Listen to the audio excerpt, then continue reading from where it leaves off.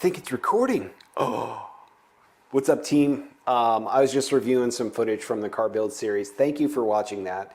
It was kind of a big effort to put all that shit together and then film it the whole time while I was uber frustrated. So thank you. A couple of you have asked, hey, who's the guy helping you out? That is my buddy Paul.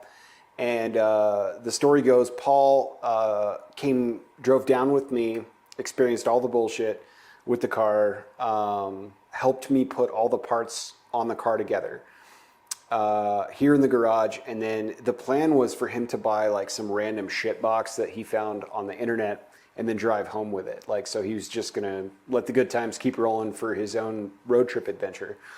And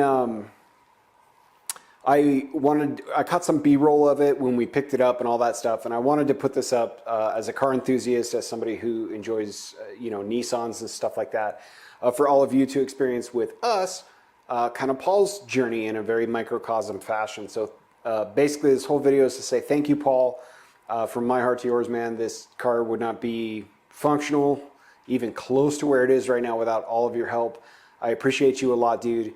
I can't wait till we start to build your car, but thank you so much. So everyone watching, let's take a look at Paul's whip and see the base package we get to start with, and who knows where we'll go from there. So one more time, love you, buddy. Thank you so much. This was hella fun. Couldn't have done it without you, man. Let's go. And in the truest spirit of adventure, my buddy Paul's like, my plan is to buy a car in Las Vegas and then drive back to Seattle in it. And along the way, he's gonna stop off at a concert in like Joshua Tree. So he's just gonna continue the road trip vibes all the way back, which is sick. And we happen to find a 2005 Nissan 350Z convertible that's in Daytona blue with frosted leather seats in a manual with 54,000 miles on it, which is like a unicorn. Look at that little thing. That's a super, super bitchin' car, man. That brings me back so much. That is a fucking cool car. So I hope it works out for my guy if he likes it. Bruh. How fucking cool is this? What? Man. Dude, this is so sick. Good condition? Yeah. I'm loving this thing. Right? I just drove it back from the other side of Las Vegas. Absolutely in love with this, even sitting in traffic. 59,000 miles. Yeah, it's a pretty sweet deal for what I got. Dude, it is. Yeah. And he gave me a set of golf clubs and golf shoes. Oh, dude, let's see. This is the selling point for this, right? You can fit a whole pack of golf clubs back here. Oh my gosh. Look at that. What? You have a full set, car cover, size 11 golf shoes, full bag of golf balls. Dude, let's go hit golf balls at traffic. I'm ready to do that, dude. Let me go back to the place you got yours and knock a few, right? Right? Knock a few. I love, this is my favorite. It shows you how to put your golf bag in. I didn't even know that existed. Oh my God. In case you didn't know how to fit a golf bag in here. Right? Signature edition. Dude, Nissan Noodles is there for you, bro.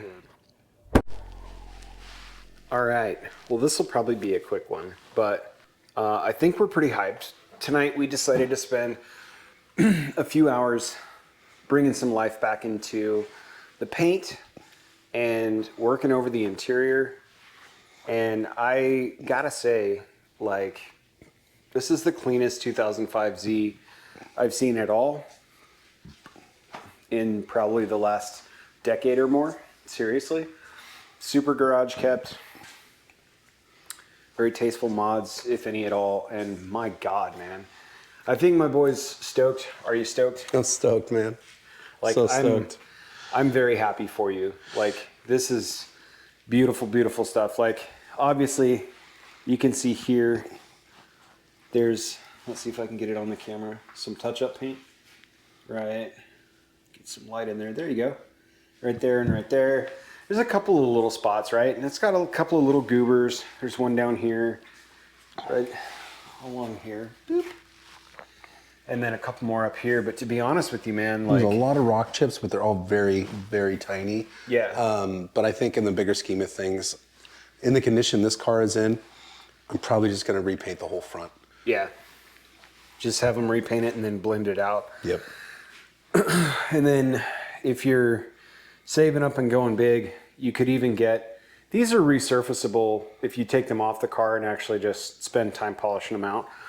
But you could even get a replacement set of lenses from Nissan and just, as soon as the whole thing is done, just, you know, paint, protect, film it and call it a day. But like, what a cool car. What a find.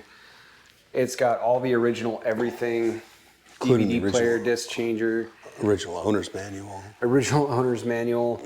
Like, we're going to end up replacing that shift knob, I think. Yeah, it's a Just little 'cause grody. it's a little grody, but I mean, that's after polishing it, cleaning it up, saturating that leather, trying to bring it back to life. But it's just, it's so worn. I don't like the chip top H pattern readout. yeah. Yeah, I wouldn't mind throwing a new one on. And I mean, like, all you 350 owners out there, when's the last time you've seen a center console not chipped up? Like, there's a couple of surface scratches on here, but by and large, this thing's fucking mint, dude. I'm fucking blown away. This car is so nice, man. Like, we spent a few hours working on it, obviously, but like, well worth it, man. This is so cool. And, you know, like I was saying, you guys have been around my channel for any length of time. You know, my very first Nissan was exactly this car. It was a frosted leather interior, 6-speed manual transmission, 370Z touring, but while I had the Bose system, I did not have the nav package. And this one has the hideaway nav inside the glove box, which nowadays is more of a hindrance, I think, than a help, because you can't run modern things we're used to off your phone. But by and large, like for a collector's value item, it does not get any better than this. This was the premium package. There was no stone left unturned. You can pop the hood real quick. I'll show them underneath. It's got a heck of a pop to that. Yeah, it's the old DE platform. It's the OG.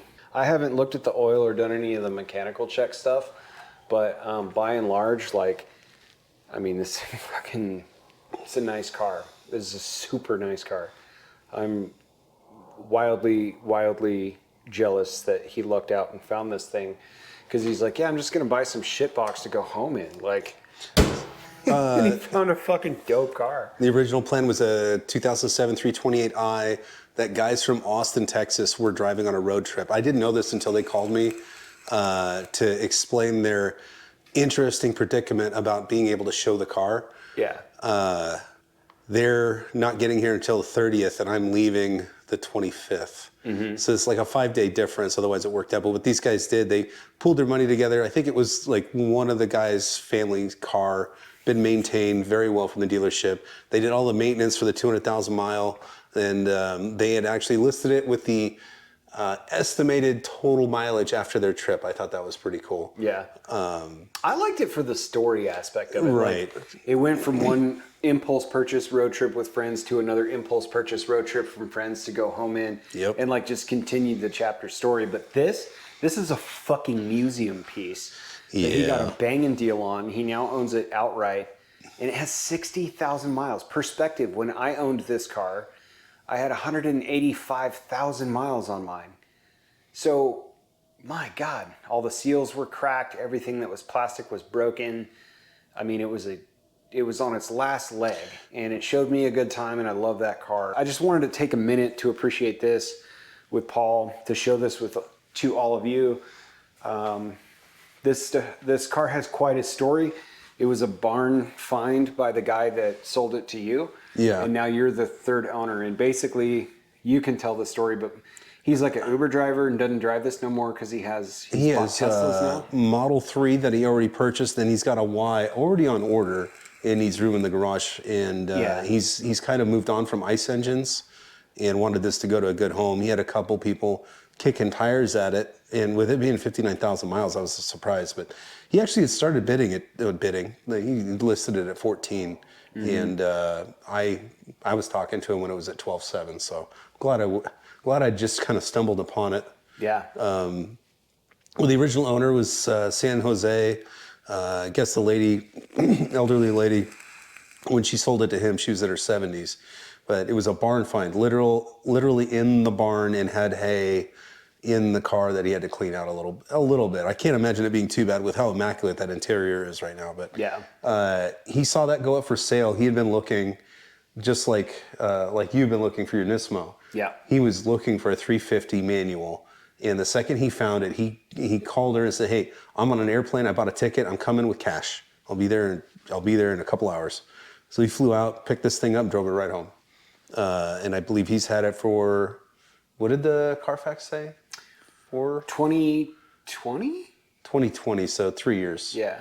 3 years, and then he's moving on because of the Uber and Lyft driving. The EV's just way better for him. And this is kind of a weekend golfing car for him. Yeah. Hence the golf clubs he gave me for the back. Now, that's not to say he gave me all his golf clubs. He's got his own nice set, I'm sure.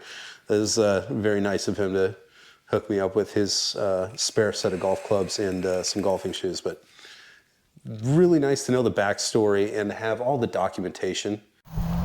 See you, bro.